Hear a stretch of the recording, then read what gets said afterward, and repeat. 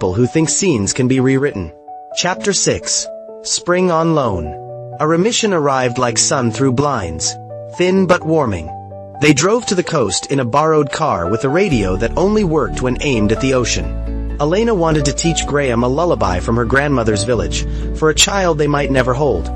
He wanted to memorize it anyway, the way one studies a star map even if clouds are predicted. They ate cherries on a pier and let the gulls judge them. In a narrow chapel by the harbor, a quartet rehearsed. Elena asked if they could sit in the back for a minute. The music was more fragile than glass and yet held their weight.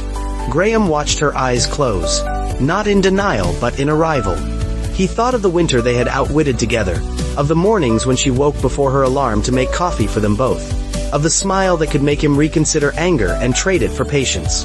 Love, a man learns if he is lucky, is not an account you balance. It is whether you share.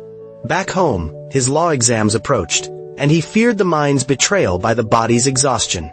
She insisted he sit with his outlines while she slept. She had begun to measure sleep like music, in movements. Between them was an agreement that did not need to be said. They were each other's argument in favor of hope. Spring, however, is not always generous. The tests returned, not with thunder but with arithmetic that could not be rearranged.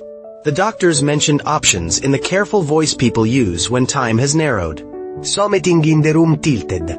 They walked out into a rain that turned their clothes honest, and he held her like a harbor teaches its ships. Firm, because the current is not polite.